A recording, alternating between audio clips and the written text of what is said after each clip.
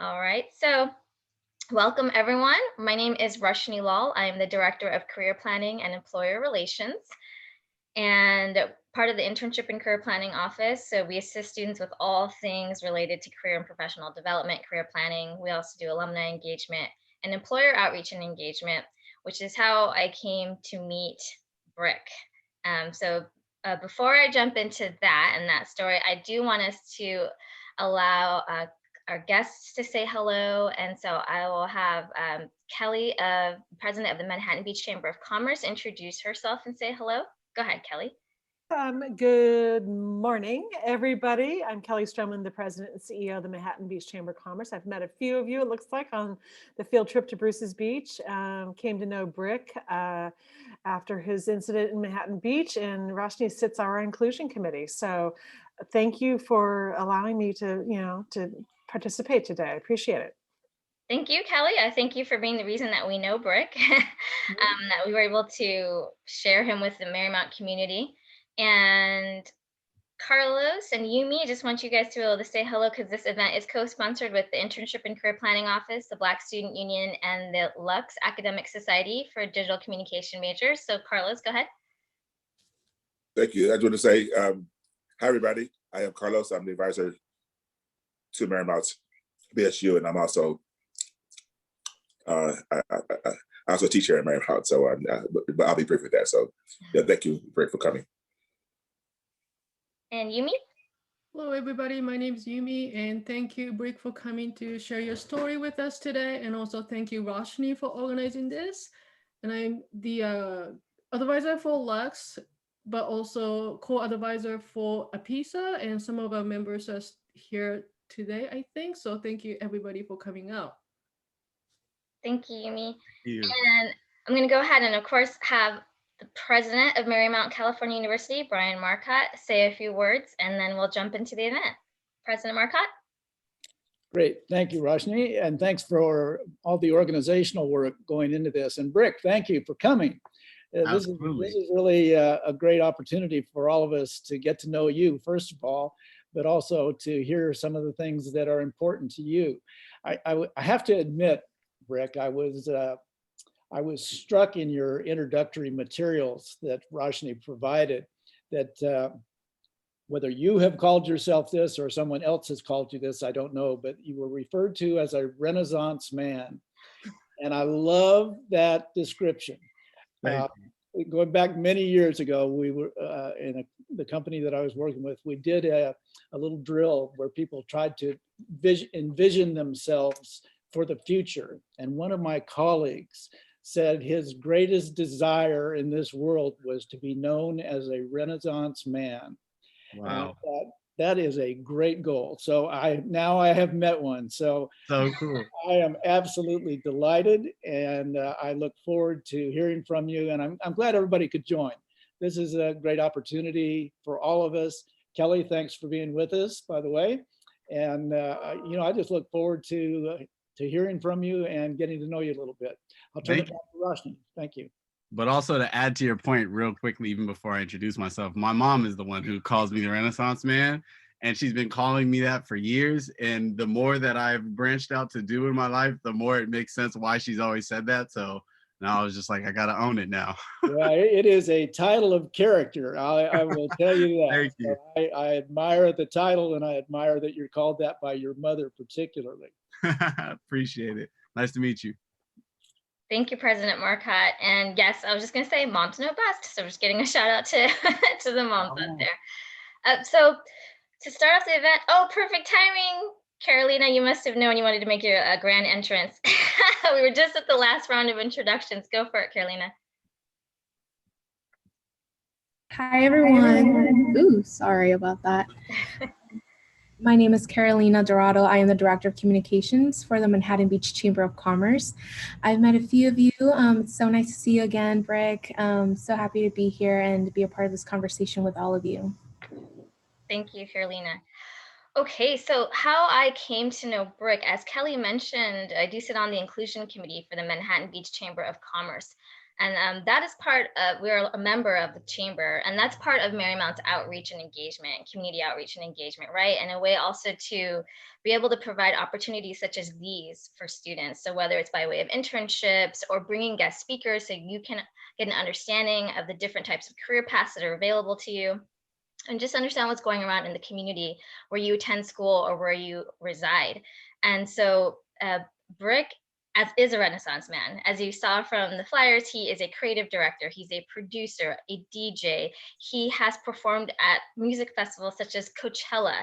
He is the founder of Black Sand, a group that's dedicated to making a safe community for Black and Indigenous people of color, for surfers and creative artists.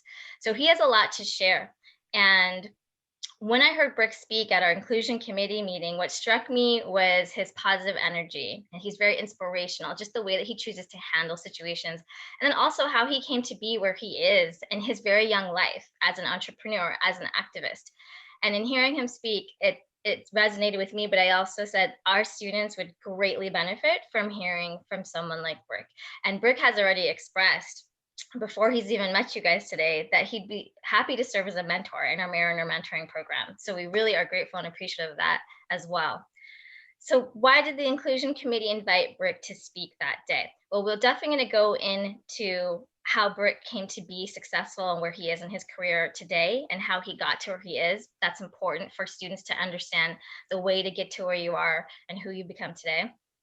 But I wanted to start the conversation by saying how we met Brick. The inclusion committee invited him because February 16th, I believe was the date, Brick was surfing in Manhattan Beach and had an encounter where he had racial slurs hurled at him and was assaulted, just by way of what occurred in the ocean that day. And he told his story, and there were articles about it in the local papers and how Brick chose to react to the incident and what his life has been like since then. There are moments in life, they don't have to define you, but they definitely impact you, right? And how you choose to handle that. It's a mark of who you are as a person and your character. And so that's why we've invited Brick here today to hear that story. And so I'm just going to launch it, kick off into it, just in case some people didn't have a chance to read the article or not sure what transpired that day. Brick, if you could let us know just what happened to you that day in Manhattan Beach and, how you handled it. What were the thoughts going through your head and what were you feeling? Well, yeah, to get straight into it, because I feel like everybody here has a general pulse on what happened. But I mean, will start by saying that I've been surfing since August. It was kind of my 2020, all right, well, I've kind of done everything I can do while I'm bored. What do I do next? And surfing was kind of like that next thing for me, where I was like, let me just try this out. And so yeah, I started surfing the middle of last year, and I was going to Manhattan Beach. That was the place that I was going to regularly, specifically the pier. And so yeah, through going there every day for some months, one random day, February 16th, 2021, that's when me and my friend Gage, who is he's another member, one of the other members of Black Sand, there's 3 of us total, but my friend Gage and I were surfing, and this guy just called me the N-word to put it short. And it was very off-putting because what we started, Black Sand, is something that we sort of established as we were just surfing together. And as me and my friend Gage realized, oh, wow, there's not a ton of people that look like us in this space.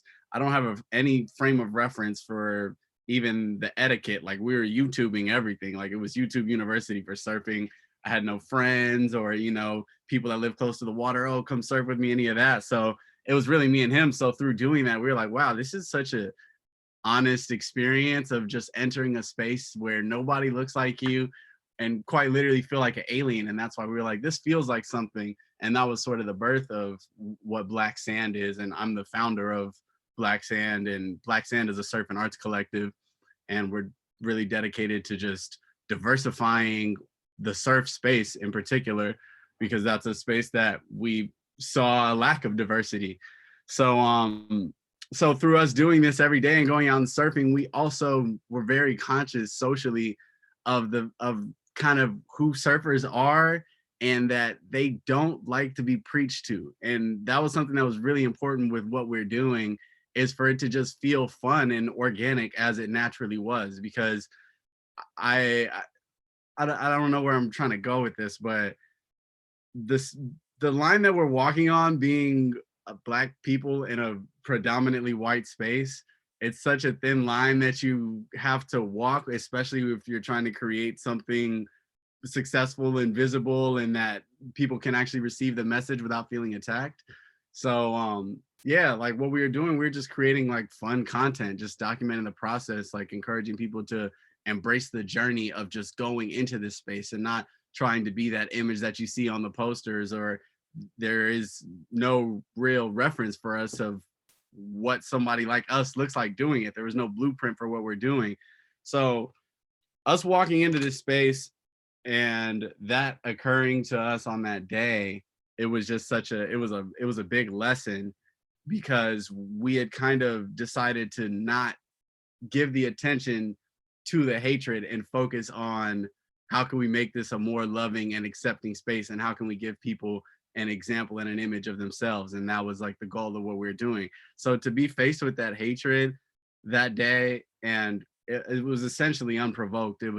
We had gotten into like a small type of verbal altercation with some of the other younger kids who were surfing there, who surf there all the time. They see me there all the time. And we got into a little verbal altercation over just basic traffic jam, surf traffic jam stuff. And it escalated. And then that's when third party man comes out of the woodworks and, like I said, calls us the N-word. So the thing that really hurt me about that whole situation was the silence surrounding us. There was nobody there on our side. There was nobody to look to. The water is just like very, just, it feels lawless, like anything goes, and there's no accountability. That's the problem. Like, I'm sorry, I'm trying to explain this. There's no accountability in the water, and that was the problem for us there, was like, wow, nobody's gonna say anything, nothing's gonna happen to this guy, and what's the best thing that we can do is respond with peace and gathering and coming together and be like, okay, how do we change this tone so this doesn't happen again? And what we're doing isn't even just about a surf space. It's about any space where you may be an anomaly, or you may be the only one there that looks how you look, and you may be the first one there. And it's about like allowing people to just enter and just like, I belong here, So I'm sorry, I'm like kind of forgetting what the original question was. I'm going all over the place. That's fine. I know, because it's emotional. Yeah, it's a lot. Sorry. It is emotional. I just had asked you to sort of recount the situation for people who didn't have a chance to read the article or weren't sure of what happened. But you did touch upon one of the most striking parts that stayed with me as well when you first told the story, was that nobody did anything. Nobody helped. Nobody came to the defense. And that's a scary thing. And yes, please feel free to put your comments, questions, reactions in the chat. Michaela's pointing out silence and the lack of accountability, and that happens everywhere. But you also said something that was scary too. The ocean is lawless, right? Like, who is your help and where is your help? It's a very vulnerable place to be, the ocean. And that concept of who owns water, who owns the ocean, and why do people think that they have a jurisdiction over that type of space, right? So you definitely answered it. That's great. I put the links to the articles in the chat for anyone who'd like to look. And also one of the links is about the black sand paddle out. So if you want to talk a little bit about that, Rick, and how that went, and how that was a positive response to what happened. Exactly. Right? So yeah, the traumatic event itself is a traumatic event, and that's why I even get worked up when I talk about it. To me, what was more important about the entire situation was the peaceful response, both in that moment and following that moment, because I understand, like, this is something that could happen to my mom or could happen to my little sister. And like I said, it doesn't have to be surfing. It could be anything. My little sister plays guitar. She plays rock music, and she's a Black girl with an afro. Like, she can experience the same thing I experienced in a completely different space as anybody could, whether you're going into finance or you're a man trying to be a nail tech or whatever it is, where you're entering a space where people don't look like you. So the peaceful response was to try and come to a middle ground of understanding within this community of people who have work to do on our behalf to allow us to feel more comfortable in this space. So the peace paddle was a call to action for peace and accountability amongst all people. And we had probably about 150, 200 people come out, majority Black, Indigenous, and people of color. And it was just such a beautiful experience to sort of get everybody on the same page and reset the tone, because there's this just like, well, it's called localism in surf. And to me, it's a very covert way of just like whites only signs on water fountains. The whole like, oh, this is a locals only beach, which is something that was told to me that day. But this is a locals only beach, and I'm surfing there every day, and I feel like a local, but for some reason, locals only means something different to me, you know? So the peace paddle was a response of like, hey, all of these like old ideals that we hang on to so hard, or not we, but the surf community hangs on to so hard about what surf is. And it's just like, we have to shut all that down and like rethink all of this from the inside out, because we're living on just like an ancient system that is reflected in many other spaces, again, throughout anywhere, any system. Even the fact that, I mean, unfortunately, the shootings that are happening in America, and that the irony that they're all being performed with an AR-15, and that people are ready to die by the fact that we need to have access to AR-15s. Like, it's those types of like systemic beliefs of like, oh, this is what this place is built on, this is the right way, that we're deconstructing with something as simple as the peace paddle. And I think that anybody that is going through a similar struggle should feel that sense of responsibility to try and take on their unique community and deconstruct the toxic values that may be at the core of it, or of your workspace, or whatever it may be for you, whether it's a hobby or it's a workspace. So the peace paddle, that was our peaceful response, and it was beautiful. And I feel like the love has been spread ever since. And it just comes down to just simple things where if we want to shift this system, we have to shift the culture, and to shift the culture, we have to shift the behaviors of the people within it. And those behaviors could be something as simple as people saying good morning when we're out in the water, you know, because there's a lot of just tense energy for no reason when we're all going to this space to heal. And maybe everybody here doesn't surf, maybe only a couple people surf, but it's just this space where it's like we're waking up at 6 a.m. to come out here and just catch a wave. It doesn't really pay you, it pays your soul. Nobody out there is really getting paid to be there. We're all out here to feel good. So I think like instilling like new behaviors and habits in the same way that your parents told you to say good morning to your siblings in the morning when you wake up. I think like those are the types of things that we can solve a lot of hatred with just simple shifts in human behavior and acknowledging what it may be. And for me in that space, the response was like, yeah, peace means saying good morning. Peace means smiling. Peace means waving at somebody that doesn't look like you, because when our Black faces out there in these Black wetsuits and all this water where everybody's in a uniform, everybody's wearing the exact same thing, everybody's wearing a Black wetsuit. And the moment I paddle out, and the moment anybody that looks like me paddles out, we're not in the uniform, just based off the color of our skin. So that brings a discomfort within this space. And, you know, again, that's what the peace paddle was all about, is how do we resolve that with simple human behaviors, as simple as a good morning, you know? And yeah, that's the peace paddle. Hope to do it again quarterly, and to continue to reset the tone and bring it to other places and spread that energy everywhere. And hopefully people within other communities can learn from that. And we would love to be a part of that when you do that again. We have a surf team. MCU has a surf team. Oh, really? So yes, we do. And Cool. so I'm not sure if there are any surf team members here right now, but you know, we would love to be a part of that in that regard. Carlos, yes. Yeah. So my thoughts is that like as you said, when you first began, going there for surfing, is like you wanted to learn a new skill, and so it's sort of like this there as a form of growth, and then somehow not due to you you're going back was a form of almost protest and also just resiliency as well. So will you walk us through that first time when you went back after the incident, just to surf, and how were your feelings about going back in there again? Yeah. So my first time going back, it wasn't even a symbolic thing to me. You know what I mean? Like, surfing to me is like, I'm surfing because I just want to surf. You know what I mean? Like, it's unfortunate these are the things that we get faced with when we enter these spaces, but I have a fearless personality. So my going back was just about, I belong here. Like, there's nothing that is going to stop me or deter me. I'm not going to move down a couple streets or anything like that.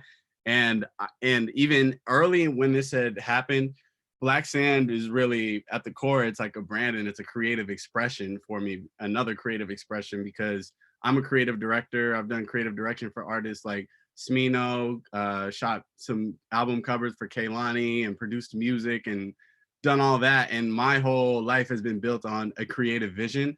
So me surfing and spending 20 hours a week on surfing started to take away from other parts of my life in a way, but I loved it so much that I was like, how do I just bring these two worlds together? So I never looked at it as activism. It was sort of just my life. And once this happened to me, I realized that as a Black man in America, you don't have a choice whether or not to be an activist. Like, you are an activist, because no matter what you do, there is resistance. There's going to be resistance to what we do in any space that we enter. And that is just the fact of being Black in America, or being any person of color in America, anybody that is not white, to be explicit. There is going to be resistance in spaces that you enter, and you don't have the option to be like, well, am I an activist or I am not? It's just about you responding in the way that you best can respond and that feels authentic to you. And to me, the most authentic thing I could do is go back. And as a DJ and a producer and a people gatherer, I was like, well, I can go back, I can say something. I have a platform that doesn't care about surf, mind you. Like, the platform that I've built was completely independent of the surf world. So everything I've done up to this point has been music, photo, creative direction, visuals. So surf, people are like, okay, cool, bro, you surf, whatever. You know what I mean? So it's even interesting bringing it to this platform and trying to show people like, hey, there's an issue happening in this world. And I understand that you guys know nothing about this world, but this racism in the water is racism on land. It's just racism. Like, no matter where it's happening, this is just what's happening. So again, to answer your question, me going back to surf there was just me ultimately being myself and understanding that my existence is resistance. Like, that is a form of protest. Unfortunately, me just going to surf is a form of protest now, because of the things that I am going to be faced with when entering that space, you know? So yeah, there's that. There were so many quotes to put on a bumper sticker. My existence is resistance. Being in the water pays your soul. I'm trying to actually put some in the chat as we go. And speaking of the chat, there are a lot of props for you and Bricks. I'll save the chat and email that to you. President Marca, I know you have to go, so he also is sending his well wishes and thanking you. Thank you so much. But truly, I mean, if someone else could also write some one-liners, that would help me out because you got some slogans here. You've got some slogans here, Brick. And that is a great segue, because one of our students put "what" in the chat when you mentioned the artists that you work with, right? And yeah. So for some of the students who are realizing, so first of all, you have this, you founded Black Sand, you're an activist in this regard, but wait a minute, you're also a award-winning DJ and producer. So that segues to the next portion. I just wanted you to be able to give a chance to talk to our students here about your entrepreneurial spirit. Tell us about yourself. Where'd you grow up? How'd you grow up? Like, how did you come to be Super Duper Brick? Oh yeah, I mean, well, I'm originally from Long Beach, California. I was born in Long Beach Memorial. Yeah, woo, got some South Bay in the building. But I was raised in Carson primarily, and then for a period of time in my life, I actually lived in North Carolina because my mom married a guy that was in the military, which is my stepdad, and we were living out there. But the 6 years I did spend out there from, I guess that was 3rd grade to 8th or 9th grade or so. Those were like really formative years for me creatively, because we were living in the middle of nowhere. I was living in a town called Rayford, North Carolina, which is a suburb of Fayetteville. In 2010 census, I don't know what the 2020 census says, but in 2010, it was population 4,200 people. So that was representative of when I was living there. There's nobody in that city. And it's literally, quite literally, the middle of nowhere. So it forced me to be creative because we didn't have much. Like, we were building dirt jumps, and every year I would build a haunted house for like the whole neighborhood to come to. Like, when I was 11 years old, like, I pitched to the homeowners association to get $800 to like build out this haunted house on my front porch. And that was like kind of what I always credit as like the foundation of me having a creative vision and being like, okay, we have these things, I got these people, you build this little thing, you build this little thing, I'm gonna use the weed whacker and we're gonna chase people out the yard and everybody's gonna be like, that was fun. And like, that was kind of like the core of me being creative. And from there, it was like, oh, we should make a horror film. Mom, give me a flip video camera. So I had like the little flip video camera, and we were making videos. And I was at that time in my life where I'm exploring all the music that I'm gonna end up loving for the rest of my life. And I would like make these little fake music videos to these songs that were already like successful songs or artists. But me and my friend would like, we would sing the lyrics of the videos and make these videos. And one of those ended up going viral. It was actually like a Tyler, the Creator song, like back in 2012. And through that, I had met this artist named Kyle. He goes by Kyle or Super Duper Kyle on the internet when I was like 13 in North Carolina.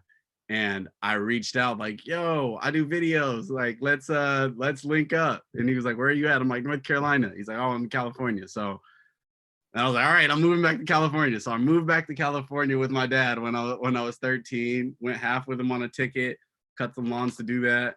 And then once I got out here, I started sort of doing this day in the life video content for this artist named Kyle really early in his career. And we just sort of built and grew together. And my just desire to explore has always been the fire inside of me of just like the what if. I always say my quote for my own self, it's written on my whiteboard, is what if is the gift. Like, anytime I've been like, what if, I'm like, boom, that, I mean, maybe everybody doesn't believe in God, but to me, that's God's gift right there when he goes, what if? The moment your brain goes, what if? Then it's like, boom, there you go. That's yours. That's truly yours. And now, like, with my 5 fingers and my 10 fingers and my 10 toes, so I got 5 fingers, my 10 fingers and my 10 toes, it's like, I get to go and create whatever I want from that. And that's why, like, so when I was doing videos for that artist Kyle, and we built a lot together, and that was really a big foundation in my career, was working and growing with him and shooting his album covers and creative directing all these video concepts. I would have these ideas. I was 15, he was 19, like, and he would just like listen to me and let me like be creative. And he was such an important person in my life too, and still is. And through that, I started DJing. And then once I was DJing, I was just at my mom's house DJing every day, like in my headphones. And then I was like, wow, I want to go on tour. And then he ended up going on tour. So then we're on tour and I'm playing music everywhere, and I'm 17 years old. And I'm like, my life just happened really fast. I haven't even ran through it like this myself, but I'm 17 years old and I'm like Wisconsin, like playing a show for like 250 people. We're like opening up for this other guy named Watsky. And it was just like such a cool experience. But through that was where I was like, dang, what if this music I was playing every night was my own music? Because I didn't make music yet. So I just started like every night, like I would just be on YouTube, like looking things up, like, okay, like how do you start making beats? So I would just download the programs and watch the tutorials and use my own taste. And I think that my own taste is ultimately what guided me. I actually read a quote from Rick Rubin recently. He's a super famous producer, amazing producer, genius man in general. Definitely type him in, look him up, Rick Rubin. But he had said something. He said, I don't know anything. I just, he says, I don't know anything. I just trust my taste. Or that was the quote. And I was like, that's what it comes down to, is like, you have to trust what stands out to you the most, or like what you see in the world, or where your heart is actually drawn to, independent of what somebody else tells you to do, independent of what your parent tells you to do or thinks you should do. I 100% will stand by the fact that you should not do exactly what your parents tell you to do unless you feel like that is what you want to do in your heart for yourself. Because I know there might be some people in here right now who are trying to even fulfill what their parents' vision of their future self may be. Do what you feel like, whatever you are the most drawn to, go to that. Like that is like the most important thing that I could tell anybody, because I've watched people from, you know, my girlfriend or even my little brother and friends of mine trying to fulfill, whether or not, maybe it's not their parent, maybe it's your friend or a friend who influenced you and you like what they're doing and you want to do what they're doing because you saw what they got from it. You have to block out all of that and be like, what is the what if that's coming to my brain? Like, what if I just said, screw this and do this? Like when you say that, that is the truth. Whatever you saw on the other side of it is the truth, and it is what actually exists in the world and is waiting for you. So and I'll go back to that. So from DJing to producing and spending my time doing that on tour every day, all like literally every day, we'd be in a little white 15-passenger van on our first tours before we had tour buses and stuff. And I would just be in the back with my headphones making beats the whole drive until my computer died. And when it died, we charge it up at a McDonald's when we stop for some food, make beats, get back in the car, doing that all day. And that discipline is just something that I've applied to anything that I've ever said what if about. Like, okay, well, if that worked, and which it ended up working out, we ended up having some major success with the song, one of the earliest songs I ever produced. Actually, it is the first song that I ever had release of one of my own beats. Like from the 2-3 years of me working on beats, the first thing that I released was a song called I Spy, which you might know from a few years ago. I spy with my little eye, a curly headed cutie. And so that was like a song that I produced. And it was just like crazy, like to watch that go. Like that was such a pivotal moment in my life. I was 18 turning 19. I was 19 at that time. That was 2016 or 17. I was born in 97. I'm 24 now. Yeah, like that to me was just proof. I was like, what? Like, I mean, I'll just show you guys just to be transparent, because because this is like still the coolest thing ever to me, but this is just like, what?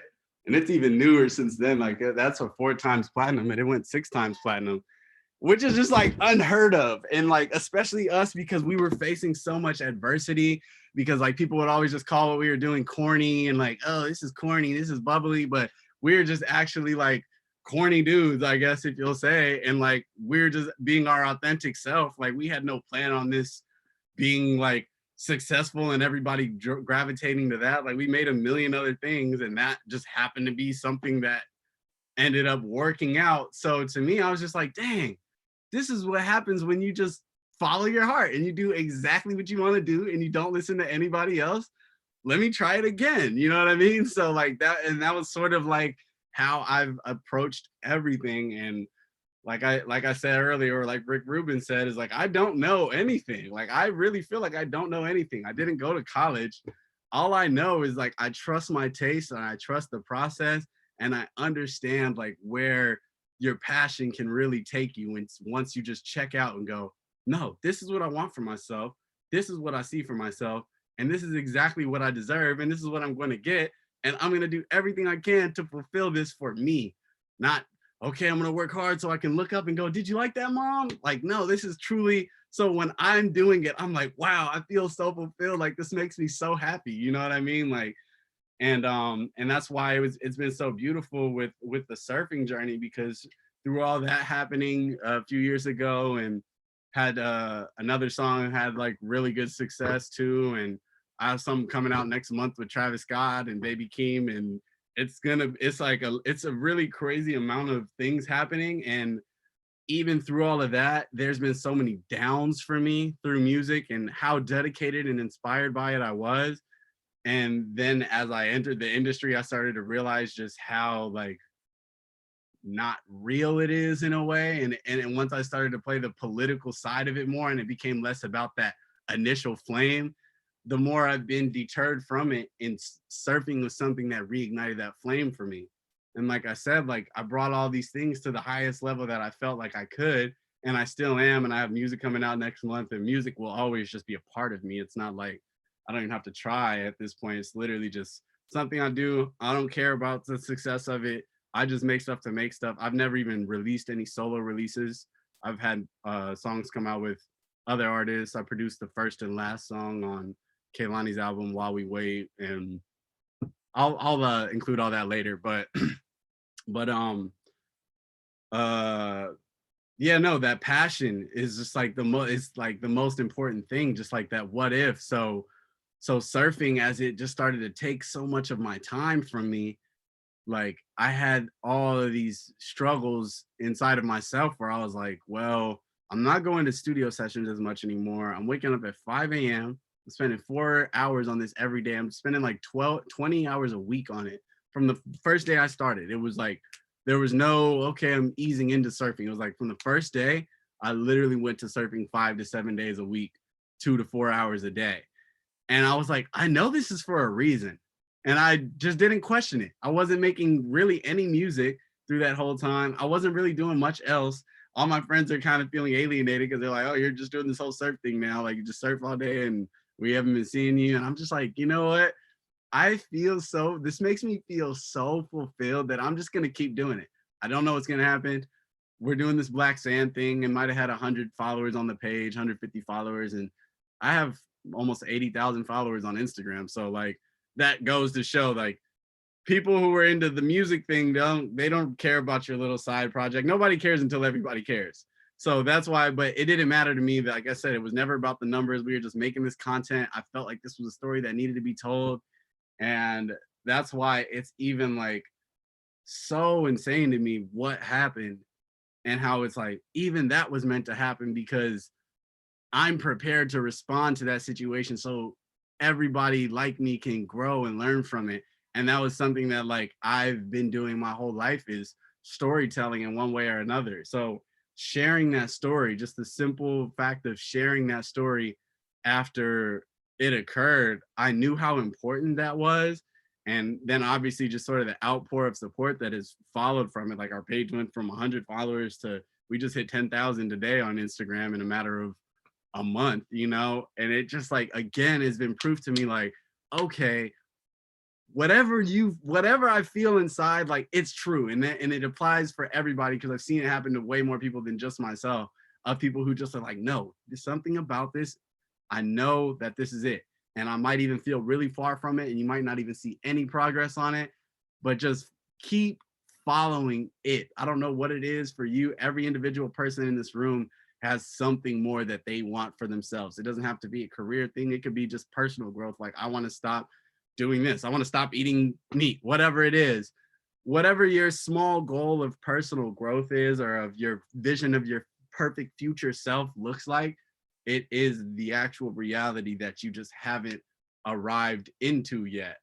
I don't know how to explain it. Like, I know it sounds kind of loopy, but yeah, that's the story of me from then to now. And I think Black Sand is the most important thing that I've done, and it is already so much more fulfilling to me than any of the music accolades or any of that stuff. Like, I genuinely don't really even care about that stuff at all. Like, I don't think about it. I don't play the songs after they're done. Like, once it's done to me. It's just art, you know what I mean? So to me, this to have a purpose and to see the smiles that it's brought to people's faces, and to have like this woman came up to me bawling tears because she had a similar experience scuba diving.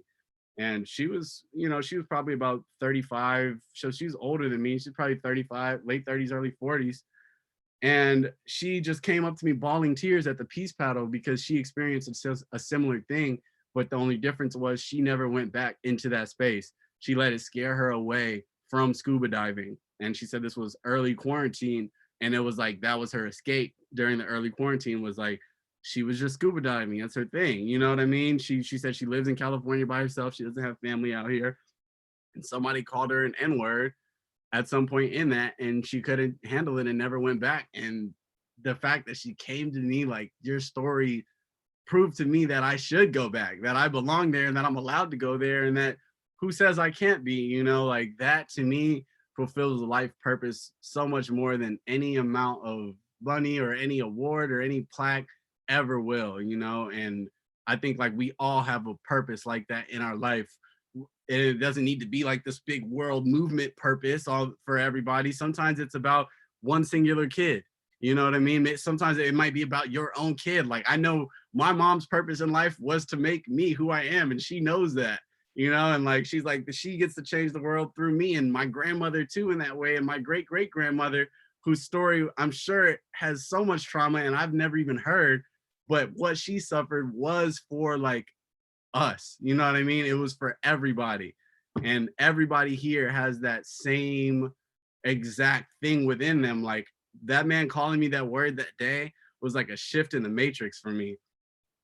And those moments happen every single day.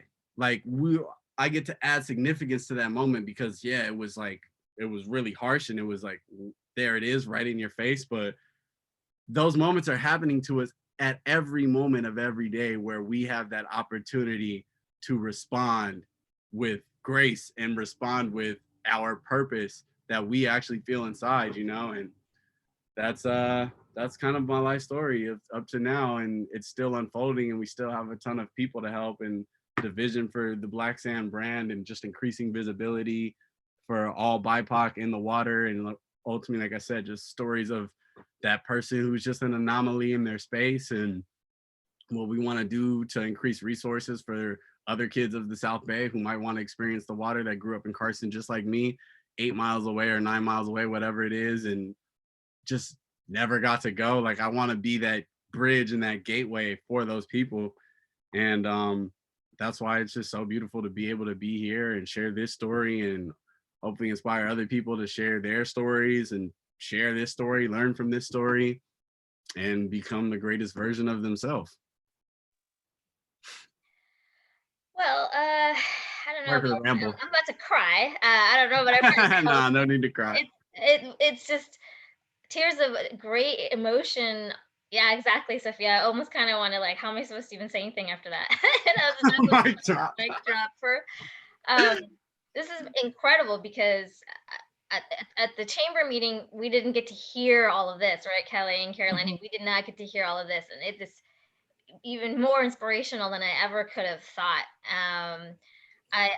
You answered every single question I had prepared, Brick, by the way. I didn't even get, and I didn't even get to it, but I didn't have to get to it. You answered everything. I was going to say, when did you anybody else has questions, we could do that. Yeah, that's what I want to open it up to. I was going to say, when did you first discover your passion? How did you achieve your goals? What advice can you give our students? And you covered it all, Brick. Perfect. Because now we have time for questions. The chat has a ton of questions and comments. So cool. I want to open it up now. So if you guys want to use your raise hand feature. Okay, so Charles Perfect is using the raise hand feature. Please do that and let's open it up. So Charles, go ahead. Brick, first and foremost, thank you for your time today and telling your story, man. Good to hear everything you had to say today and hear your story. So quick question I had was hearing, what your life was pre-Black Sand and post, and then hearing how it changed your mindset, about being a creative and being in the music business. And we all know how it can get hectic and shiesty at times. Yeah. How has your mindset in terms of being a creative in the studio and even dealing with the business side, how do you think it's changed from pre-Black Sand and post-Black Sand? Has been any differences in how you approach things creatively and also the business side of music? I mean, the business side of music to me it's just like, to me, it's like paying taxes. It's just something that you have to do. You know what I mean? Like if you're just going to live, you're going to have to pay your taxes. Like, I don't look at the business side of music. I don't strategize like, well, you need this many songs to make this much money, or I don't look at it like that. Like I said, I'm fully only about creative. Whatever gets released, cool, send the check. Like, I don't think about music like that at all. Like for me, it's all about creative only. And that's what's been interesting about Black Sand, as it has forced me to be super intentional with everything, unlike music where it's like, okay, just make whatever and whatever happens, happens. Like to me, every word matters about everything that I'm gonna say in any video that we wanna release, any word that is typed on a t-shirt or anything that is printable, where it's like we have an opportunity to spread a message. Like that has all become that much more important to me. Like there's people watching, there's people who need to learn from this, and there's people who need to feel represented by this. So yeah, there's like such a greater sense of responsibility with what I'm doing with Black Sand, because it's not just like free form art like I've always been before. It's like, okay, how do I sort of manage everything that I've learned and really build an infrastructure that can scale and go to continue for the story to continue to, you know, grow wings and fly all around the world and touch other people, you know what I mean? So I would say what Black Sand and post Black Sand and pre Black Sand, the infrastructure has just become so much more intentional, and the timing is perfect for it because I've learned so many different little things in different little places and gained so many resources that now it's just about team building, pooling the resources. Oh, these people do that. Oh, these people have the surf bus that brings the inner city kids over here. And oh, Billabong loves us and they have a bunch of wetsuits in a warehouse. Cool, give us some of those. And it's just about like setting up a system of like, how can we make this all contribute to the message that started it all, you know? So yeah, infrastructure. Thanks, man, appreciate that. Yeah, thanks for the question, good question. It was a great question. I want to make sure we can get to one. So I see Kendall, Sophia, and I thought I saw Christian. If you sub, so Kendall, go ahead. First of all, I'm muted. First of all, I just wanted to thank you for bringing awareness to this topic because I did aquatic sports for over 10 years. I did swim, did water polo. I love paddleboarding, and the pool and like aquatic spaces are the first places where I actually experienced racism. And at times I felt like I shouldn't have been there. And I actually stopped swimming for 2 years because I felt uncomfortable at pools where I was. But I got back into it and like I was so much happier again. Like it's just a big part of my life. Yeah. So I just like wanted to thank you for bringing this conversation to light. Of course. And BSU would be wonderful to work with you on an event. Let's do it. Let's do it. Let's talk about it. Perfect. Thank you so much. And thank you for sharing that story, Kendall. And I did see that you wrote it in the chat as well. So I appreciate that. Sophia. First of all, I just want to thank you, Brick. You are so inspirational and your positive energy is infectious. And as someone that wants to be an entrepreneur myself, like you've given me inspiration to just trust that little voice inside, to just go and not do what my parents want me to do, but trust that voice and follow my what if. So first of all, thank you, because you're like helping me break through barriers in my own self. Like, amazing. So on that note, so when you're tracing your dreams, when you're chasing that little what if inside of you, how do you overcome the adversity, either internal or like people trying to drag you down saying, no, but you know inside, like, this is what you're meant to do. Like, do you have like a mindset? Do you have people you go to, a routine to like get out of that funk and like reset and like get back on track to that little voice? Like, what do you do to stay on that what if path that's in your heart? Yeah, that's a really good question, because I feel like the thing that deters me most from the little what if is usually myself. Like, I'm a person who, like, I don't care about what my best friend has to say about what I'm doing, as long as I know it's right. I don't care what my mom has to say. She's always going to support it anyway, so I love her support. But I don't care what any of what naysayers say. The biggest fight has always been between myself of like, once I go, what if? Okay, that's the gift. Cool. I'm gonna do this. I'm gonna do that. I'm gonna do that. And then you hit that first like bump where you're like, okay, that hurt.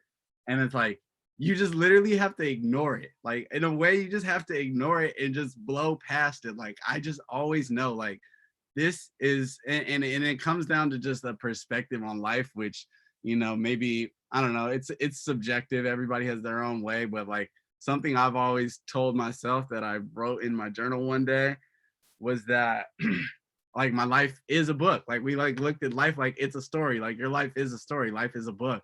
And there's people that believe that their life is the words on the page, but I've never believed that my life is the words on the page. Like, my life is the eyes of the reader reading the words on the page. Like, to me, my life is just this book that's already written.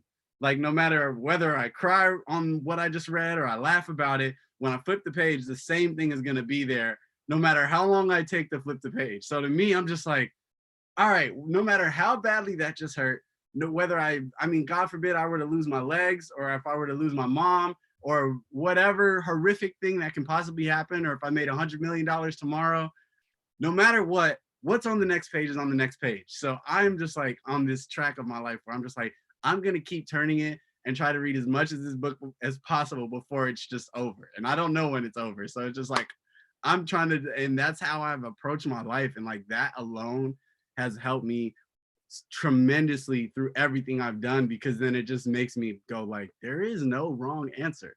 No matter what mistake I made, it was never a mistake. And I know there's probably some philosophical term or theory that is about this, but I don't know it, because like I said, I don't know anything. I just like trust my own taste. So it's just like, that's what's really always kept me on track. And like, I always try to tell my girlfriend that same thing, because she's starting something as well. And like, it's been actually really interesting to see the adversities that she goes through, because she has a very different situation than me and a different upbringing. And whether it's my girlfriend or again, like my little brother, or my little sister, or a close friend of mine, it's like we do all share life. That's what we all have in common. It's like we're alive, you know, and how we look at it, it legitimately just creates a reality. So to me, it's like every horrific thing that has ever happened to me has been like honestly amazing. It like usually ends up being the cooler part of the story. Like the pain, like for example, like that dude calling me an N-word, like in my face, throwing water in my face. Like I've got my eyes closed and I'm like trying to open my eyes, but he's literally throwing water in my face for a minute and a half. And I was just like, dude, whatever you're going through right now, and I said this to him as he's throwing water in my face, whatever you're going through right now, you're gonna have to deal with this later in the mirror. I can't resolve your pain for you. Like, to me, I just like was like, dang, this is so wrong. I was so appalled by almost the novelty of that moment. Like, I've never been called that. I've never heard those words this close to my own ears. You know what I mean? So I was just like, wow, this is shocking and this is like painful. And it was, like I said, the actual, like him saying that wasn't painful to me, because I was like, that's your pain. What was painful to me was watching how like all these other people who I see all the time saying nothing. I was like, wow, this is crazy. Nobody really cares. But I was just like, also like, wow, this is what happened. This is what was meant to happen right now. Like in that moment, I'm just always so present, you know? So I think like that is gonna be like your biggest, like, that's your biggest tool, is like just being present and not just knowing like, all right, I'm gonna turn this page and whatever's there is gonna be there and I'm gonna embrace it and I'm just gonna keep going, you know? So yeah, to answer your question, it's a mind, I think it's definitely a mindset thing more than just like a specific Amen. It is definitely a behavior, mindset. you know? I totally agree. Yeah, that was a good question. Again, you guys have great questions. I'm super impressed with these questions. They're so insightful. So Chloe and then Christian. Go ahead, Chloe. Hi. Okay, so you're literally so cool. Like, you're literally how I want to be. So my question is, I feel like as a young person, like I want to be making films and like music and all that, but I'm worried about like money. Like I'm worried about like, how am I going to support myself? How am I going to like do this and that? And I get so caught up in it. I'm just like working my job and I'm like, damn, I really want to be making music right now and like doing all this stuff. So how did you kind of like overcome? I know you started like earlier than I'm 19. You started earlier than me. Yeah. How did you like overcome that? Like, I need to support myself, but I also want to do what I want. Because I feel like the creative industry isn't a good way to like, not a good way. It's not like a very stable way to like support yourself. Yeah, the creative energy, yeah, it's neither here nor there. It definitely has its droughts. Like you're always gonna like, I am like a lion and it's like I get a gazelle and I have to make it last for like the next 3 months because I don't know when another one is gonna run by. And that's kind of how I've always lived. But again, it's just such a trust in the process. Like whatever your individual process is, even if that means, okay, I'm spending 8 hours somewhere that I hate, but that opens up money in the budget for me to get this thing that I really love and want and need. You just have to embrace the process at whatever speed it is. Like everybody's moving at a different speed. So, and to me, like, especially in the very, very beginning when it was like straight up, like I'm buying a 12-inch sub from Subway and I'm rationing it into 4 inches for 3 meals throughout the day. Like there, like I remember that clearly, taking the penny board to the blue line and like whatever it was, I was like, okay, I'm gonna do what I can with what I have right now. But ultimately, trust in your creative vision and do everything you can to execute it with the tools that you have. You know, like we all want to shoot our film on a Red, but it's like if all you got is this little $200 DV camera right here, $100 DV camera that I got from a thrift shop, I've made some amazing things on this. And all it takes is just like, okay, the idea is there. Like as long as the idea and the concept is there, it'll be communicated to most people, and it now brings you one step closer to whatever your actual vision is of like getting a nicer camera. You know what I mean? Sorry, I just have these right here.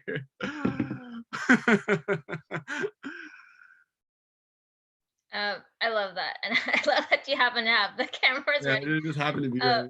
So Christian, and then we'll definitely keep questions going for anyone who can stay. But after Christian, I do want to get a screenshot of everyone. I mean, we've got to get these lovely, beautiful, smiling faces, cameras on with Brick. So go ahead, Christian, and then we'll do a screenshot. I have 2 questions, if that's good for you. The first one is like how you deal with the feeling of criticism or judgment, like when you're about to maybe upload a song or a project, like how you deal with having the feeling of what the people's gonna think, what the people's gonna talk behind your back, because I'm a music producer too. I'm starting to produce a melodic house, and I'm in Yumi's class learning to create videos. And when I found out myself that I could, like, because before I was the person, I didn't know what I wanted to do, and I was criticized because when I was presented to other people and said like, oh, I'm undecided, people see me like, oh, undecided, so you have no future. So then I found myself into digital communication media, like going to Premiere Pro and Photoshop. I got super into it and I love it. But like every time I have created a lot of projects that I want to like put on my Instagram and social media, but I'm scared of like the feeling of the judgmental and criticism of what people think, because they knew like you have no future. And like I have like, this is like more mental, but like how do you deal with that, like that problem? Maybe when you start producing music, your first thoughts were like, what's the people gonna think about this? How are they gonna take it? How are they gonna react? Yeah, you know what's actually interesting about that is like I personally haven't really had that like head-on experience with like feeling like somebody was judging me for me. And I'm actually about to release my first solo music ever, like full-blown vulnerability. And the reason for that, and that's coming next month, and it's been 6 years in the making of me working on music. But even before thinking about what other people think, I'm always like so critical of what I think about it. And I can just listen to my own stuff or look at my own stuff and be like, this isn't like what I want it to be. Like, I know what this was in my head before I made it, but it didn't come out how I wanted. And I'm just going to let this be a part of the process, and I'm not going to share it. That's the other thing is like, I think that there is just a lot of pressure on sharing everything right now too. And maybe if you don't feel like it's ready to be shared, you don't have to share it. You can totally just keep that for yourself. Like I have 7 or 8 beats in the world and probably about 1,800 in my hard drive. And that's just because I'm like, okay, there's like, I'm so critical of what I do, but I also feel you about criticism from other people. It affects you. People's view of you will affect your view of yourself.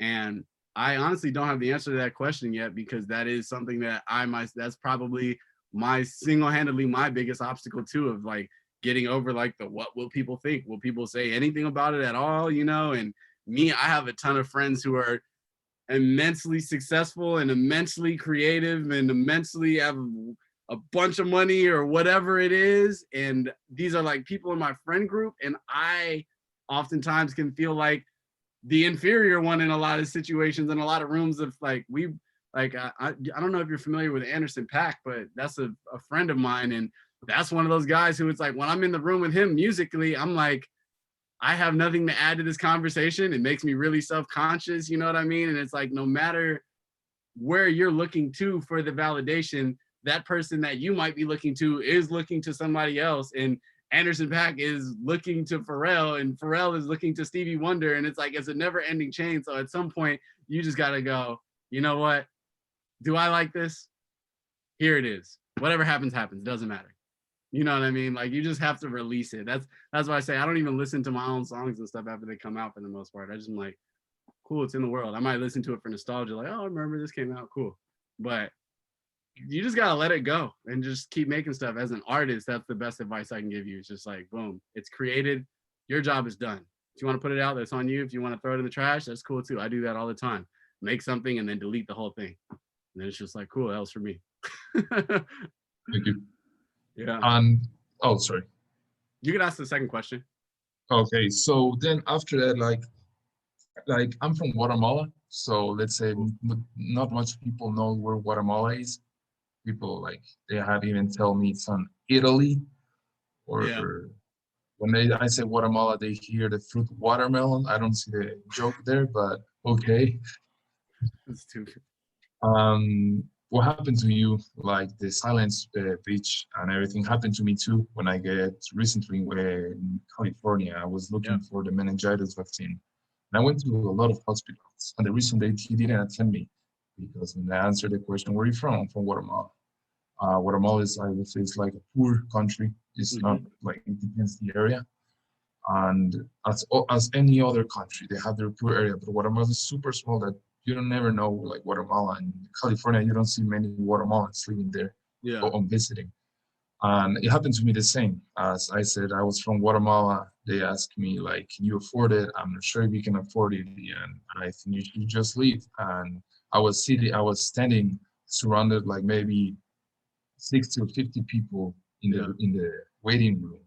They just stare at me like the face of looking down, looking up. I'm like, yeah, this is Guatemala, you know what I mean? Yeah. And feeling, if bro. you go through a lot, like I can tell you, if you come to Guatemala, there's no racism in Guatemala. In Guatemala, we welcome everyone. And you should check out the beaches from Guatemala. They're kind of different from other beaches. Instead of, we'll say, white sand, we have black sand because of the volcanoes. Wow. I'm going to tell you, the waves are really cool. I'm pretty sure you will enjoy it. I'm going to look it up. I'm going to get it Airbnb. You should. And yeah, but I'm going to say, like, thank you for being here. I'm pretty sure you inspire a lot of people in this room. And thank you very much. Yeah. Appreciate you, man. Thanks for sharing your story. For sure. Thank you, Christian. Again, storytelling is a powerful part. Take a quick screenshot. I'm still here if people want to still be here. If Brick can, I know, but if you want to get your cameras on, if you're able to, I understand if you're not. And let's just do a quick screenshot. I know some people had to drop off to go to class and whatnot, but still a great group. So I'll take a couple, and then if you guys could just bear with me while I'll count off the 1, 2, 3 for us. All right, 1, 2, 3. Oh, Asia. Okay, let's do one more. I saw Asia. You just got your camera on just in time. Brick, I love that. Throw that up again. All right, everyone. Are we ready? Here we go. Last one. 1, 2, 3. Okay, whatever I got is whatever I got, and I'll send that out to you, Brick. I'll put it on our LinkedIn as well, thanking you for coming. But does anyone else have anything else they'd like to share? I actually want to follow up with Christian about, go ahead, Kelly, I'll follow up with Christian. The beaches in Fiji. So my dad is born and raised in Fiji. That's where I'm from. I told Brick at the start today, I'm wearing my Fiji surfboard here in honor of him. Beaches in Fiji are the same, Rick. And if you go to LAX airport, when you see everyone packing up their surfboards, they're all going to Tambora, Fiji to go hit those waves there. And it is incredibly welcoming. The kindest people from all over the world go there. So it's inclusive. So cool. Yeah. So that's the place I definitely want to go. Go ahead, Kelly. I just want to say I'm so remarkably impressed with this entire group and your questions and your openness. It's profound. And Brick, I just want to say one more time, I'll probably say it 10 more times in the next year, every time I hear you speak, but I am so sorry. I'm so sickened by what happened, to you in Manhattan Beach, anywhere, but in Manhattan Beach, because I represent part of Manhattan Beach at the pier. But I am so grateful that it did, because I wouldn't have probably have met you. And you are such an inspiration. And with everything, there's a silver lining, there's a rainbow, and maybe we would have met somehow, some way, but your energy is infectious, your spirit. I want to meet your mama, as you said last time, because she's a big part of you. You two would get along. I already know you. We're going to get you guys on a listening call together, but I am grateful for you. And I'm grateful that something happened, because you're just a part of our life now. And I'm actually putting some of your lines into the top letter part of my newsletter, which goes out every Thursday. I'm awesome. quoting you, so Thank you. I'm grateful for you. Appreciate you, Kelly. Yeah. I mean, I agree, a terrible thing, but what came from the terrible thing is now, right? The beauty that we all get to be in the presence of Brick, to be quite honest.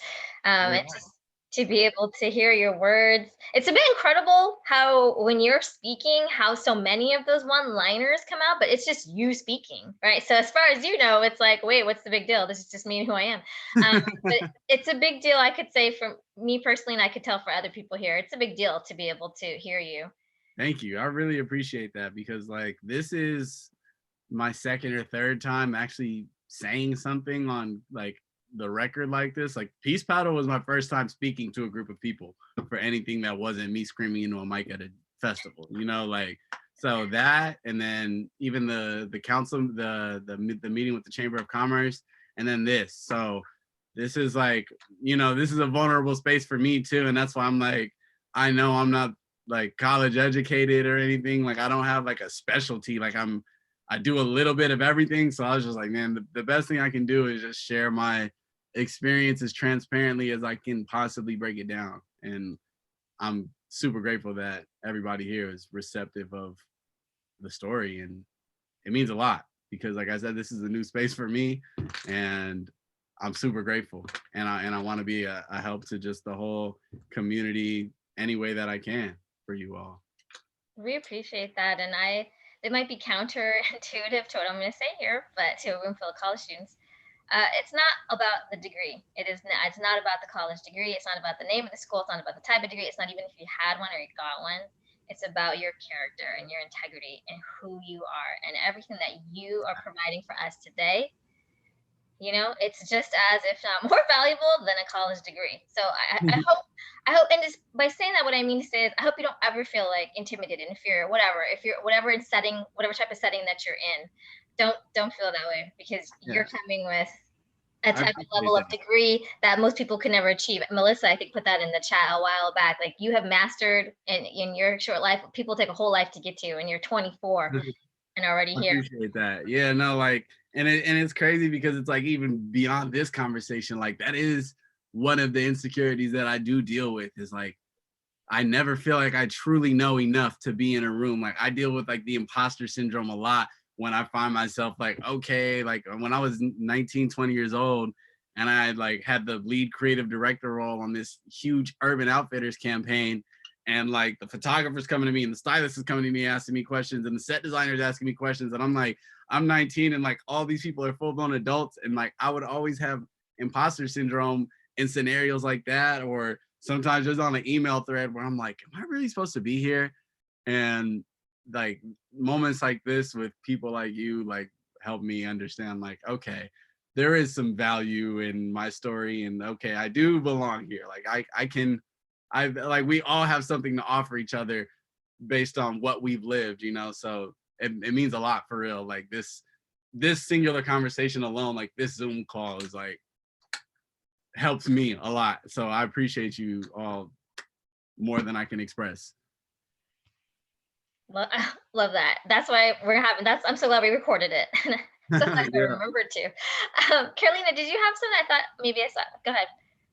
Yes, I just wanted to say that I hope you continue, sharing your voice and lifting others, because so many people relate to your message, to what you've gone through. And it's so important, that people get to hear that. People get to see you. People get to see themselves in you as well. And it's just, wow, I just want to see more. And I love your energy, and so happy to be here, and that I made that connection through, Instagram, and I'm just so happy to see, such positive things come from it as well. So thank you so much. Absolutely. Thanks, Carolina. And anyone, yeah, more brick, please. That's also another one-liner, a bumper sticker. More brick, please, right? Our slogan. Anyone else, please feel free to share. Yeah, go ahead, Angela. Yeah, I don't know what to say. I just want to say thank you for your story. I also have one Manhattan Beach is like one of my local beach that I always go to. Mhm. And I also feel like some type of way to the point I have to show a different perspective myself. Cause I'm a black as a black lady, I feel like I don't see as much, like you say, I don't see much of myself to the point I have to show more love and peace without, have other ones make exception of myself. So with that, just to hear that it's still like have that negative energy in that beach, and it's like I be go there while my brother go there while like pretty much my whole family goes to that beach. It's Mhm. just very sad, that it's still happening. So I'm very like grateful and blessed to hear your story, and hopefully you continue to get that vibe energy and you tell your stories towards everyone. Thank I you. appreciate you. Keep going to Manhattan Beach. Can't stop us. It's a vibe every Can't time you stop. pull up. That's right. Brick, I think that your mentee list is going to be quite long after just by looking at the chat. It's like, okay, when you do sign up and become an official mentor, you better. Cool. That's cool. um, I'm down. anyone else? Casey.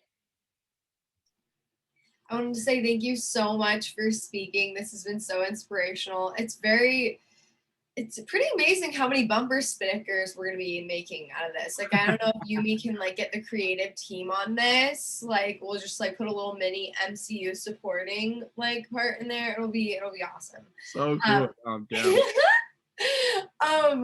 But I just want to ask you, how has that experience inspired you in your creation of music and in your art? Have you thought of making any songs about your experience? And what's your take on that? How have you combined the two? I never like creatively to do things that are like contrived. Like I like to always be like, I like to just walk the line of like, okay, this is up for interpretation. This could mean anything. And that's why it's ironic.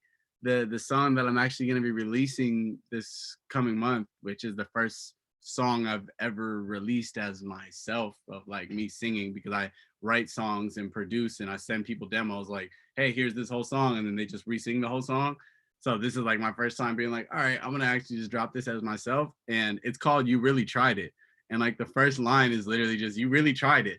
And it's going to seem like it's a response to what this guy did. But I made that song 3 months before it and wrote the video treatment a month before it even happened. And it's wild how much it aligns. And like, to me, I'm like, that's what art is about, is like, in a way it can manifest things. You know what I mean? Like art is really powerful for me. So it's a really sacred space. And that's why I don't like to like approach something like too contrived, like I'm in Hawaii, so I'm gonna make a song called I'm in Hawaii. Like I'm not gonna do that. Like, you know what I mean? I'm gonna talk about some fine detail, like the hibiscus flower or whatever it is, you know what I mean? Like that's how I'm always gonna like approach art, you know what I mean? But yeah, but then like I said, there's still like music coming out that might even feel like a response, can be interpreted as a response, and maybe people will learn and grow from it in that sense. And that's what's beautiful about it, you know? Thank you so much. Mm-hmm. Carlos has got a great idea. So Casey's right. Series of bumper stickers. Carlos says a series of bumper stickers titled "Brick Speaks," followed by all his different slogans. Right, all the different. Send them to me. When you get them, send them to me, because I don't even realize half of what I said. So I'm gonna be like, did I really say that? That's what I meant yeah, exactly. I said, you're just speaking, right? So little do you know that powerful impact that you are making on everybody with almost every single sentence that you say. They flow together perfectly well, but just by themselves, taken out single-handedly, they are so powerful. I appreciate that. Anyone else? I'm looking at you, Trina, as you are a Manhattan Beach resident. You are the I in BIPOC. You are the indigenous, right? So I'm looking at you. I'm also a biracial indigenous, so I definitely know the feeling of racial imposter syndrome and never feeling like you belong anywhere, and the performativity that goes along with each side. Yeah. And having your identity policed and gate kept and membership, forbidden and all that stuff. So, Yeah. but yeah, I did live in Manhattan Beach for a while, for a long time. I only just moved here a few months ago. to Redondo, which is not that far down. Yeah. It was interesting living there. I am kind of white appearing, right? And then when people kind of get up close, they're like, "What are you?" And so it was interesting living in a place like that. My partner is Black, and he, it was an interesting experience living there, like not just coming to visit and not just coming to go to the beach or not just coming to, engage in the tourism of the downtown MB, but to live there. I mean, I was steps from the beach. I was steps from downtown, and it was awkward. It was weird. It was like, yes, we live here, and yes, we are locals, right? Yeah, exactly. Locals. We literally live here. I have a 90266 address, and to still not always feel that way. It goes beyond your address, right? Like even if you have all the things, even if you have all of the trophies of membership, like you still really don't have it, because even if I bought a house in Manhattan Beach today and went back and surfed there tomorrow, it would be the same. This is a locals beach no matter what. Yes, the local, that like exclusive like feeling. Oh, I hate that. It was interesting. And this has been a good talk though. I didn't want to, talk over any students because it's a student event, but I do appreciate you calling me out, Rushni, as you always do. But right on, Brick. Nice. Thank you. I appreciate it. Yeah, I'm glad to have you here, and right on. Keep doing it. Just keep going there. Just keep. That's right. Like that is the most healing part of it, is that you just keep going back. You just keep. You just have to keep going. I mean, I've been removed from places as well. I've been, formally humiliated, publicly humiliated, being kicked out of places because I'm not Native enough, I'm not white enough, I'm not whatever, blah, blah, blah. It's a lonely place in that biracial intersection. And just you're doing everything, obviously. You're doing everything. Thank you so much. I appreciate you.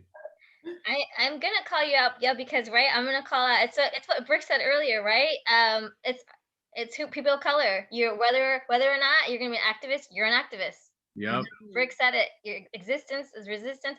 We're here, so I'm calling you out. But it's part of that storytelling too. And yes, of course, the event is for students, but really, truly, when I wanted to bring you to campus, so to speak, Brick, I wanted the whole community to hear you. And so at the beginning of the call, you saw we had over 10 staff and faculty who were here. And they wanted to hear your story as well, because it's the storytelling. So really, it was about the Marymount community hearing from you, Brick, because everybody has to hear it. Everybody wants to be able to understand, or should be able to want to understand, and then also to share to and identify. But it's important for our students to see us in that light as well. It is crucial for students to see the staff and faculty, their mentors, their leaders in this position. Okay, so you are human, and you do know my struggle. Because they're in that storytelling and that sharing, then the students might be able to relate to us more, right? And you build that foundation of trust and comfort and just confidence in being able to understand, okay, so we might be able to relate on this level. And we're human, right? I mean, my kids in elementary school, they don't get it. We saw their teacher at the grocery store one day, and they were like, "What is she doing here?" Like, "Oh, okay, yeah, she doesn't sleep under her desk. Like, she's a person that goes out the business." I mean, that's my random analogy, but but that's the whole point of students being able to see us in that space, in that light as well. So, Brick, you have provided that forum for us. Thank you so much. That's a beautiful way to put it. I appreciate you so much for having me here once again. Perfect. Right. Well, if anyone else doesn't have anything else to say, we'll just thank Brick one more time. And this recording will be available, and the screenshot will be on LinkedIn. And just thank you so much, everyone, for coming. But really, truly, thank you again to Kelly and Carolina from the Manhattan Beach Chamber of Commerce, who is how we came to know Brick. And Brick, thank you so much for your time, for sharing your story, for your bravery, for your inspiration, for all of it. We're lucky. We're so lucky. And we didn't even get to the part about you and Black Sand recently being in a photo shoot for the official City of Los Angeles tourism ad campaign, right? Yeah, that's some cool stuff. That's happening. You'll probably see it. And then if you see it, take a video of it and send it to me, because it's going to be on like TV and stuff. So I might be on there for like 1 second, like, oh my God, you were on there for 1 second. I'll try and get it next time, but we'll see how long they put us in there for. But it's really cool. The cinematographer is really epic, so it's gonna look like, I don't know, it's gonna look really crazy. He's like an amazing cinematographer. But yeah, I'm excited about that. And there's an article coming out in the LA Times sometime in the next week, I believe, as well as the New York Times, and a lot of cool stuff coming up. Wow. Okay, we definitely have to keep our eyes out for that. Rashi, just want to well, thank you for your vision of having this event. It was way above and beyond what we were hoping for, and also Brick, your story is very inspiring to me as an elder person, but also for students especially. So like it's like thank you for your time here today. Appreciate that. I love that. This is all the feels. I've never said that before because I'm not part of this generation or whatever, but I just now have said all the feels. This was all the feels. So thank you again to everyone. It's almost hard to say goodbye. Does that make sense? Like I got a little bit of Boys to Men feeling going on here. Like I just, it's like almost want to just kind of sit around and just keep talking. Right? Hang out. Well, I know. We want more Brick. Want more Brick. More Brick. More Brick. Yeah, let's organize something again for the future. Like I don't think this should be the last of its kind by any means. 100% agree. It's always like this is the start of the conversation and we keep it going, but more than just dialogue, action, right? So I hope that this is the beginning of what can spur us into action of like what you said, creating spaces of peace, just harmony, and just stopping that hatred. And I will send you this chat, Brick, so check your email. So that you can see those beautiful comments here that so many of the students, staff, and faculty have said about you. Yeah, I didn't get to keep up with the chat. I know it's tough to do. No, but that's why I'll save a copy and definitely send it out to you. Awesome. Well, yeah, thank you so much. Definitely go hit up our Instagram and follow what we're doing and stay in contact. Hit me up, DM me, tell me you were on the Zoom call. I read every DM all the time, so. There you go. So that's how I'm supposed to. Okay, that's what I'll do from now on. Yeah. This is the DMs, right? No, calling me is good too. You'll call me. That's an effective way to get in. Texting is like, but yeah, call me. I will say that Brick has answered the phone every time, so I'll give you props for that, for having answered the phone every time. You said something super key, which I can't believe I made it through how long? Almost 90 minutes without saying this word that I say to students 25,000 times a day. Networking. Brick brought up an excellent point. He said, DM me, let me know you were there. That is a form of networking. And so reach out. He needs it. When people offer that up, they're not just saying it, right? He needs it. You know, I want to see what everybody does too. Like, what's everybody into? Let me know. I love it. Okay. All right. Thank you, everyone. Thank you, Brick. We'll be in touch, Brick, because I will send you the info about being a mentor. Yes. And we will have another event. Everybody, Rushni, everybody on here. Of course. When we return to campus and there's like normal life, I'll put in quotes because who knows what that is. Yeah. We'll bring you to campus. That view behind me is Marymount. So we'll bring you to campus, okay? Let's do it. Angela?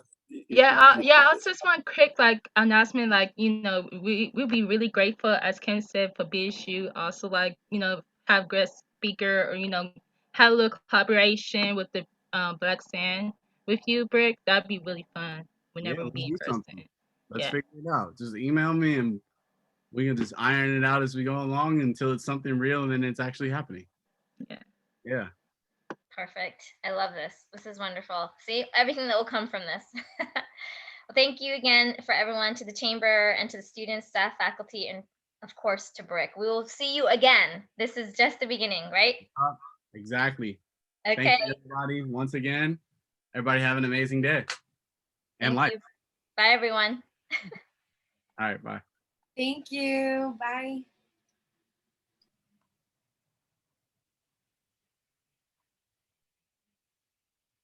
I'll stay for a little bit there.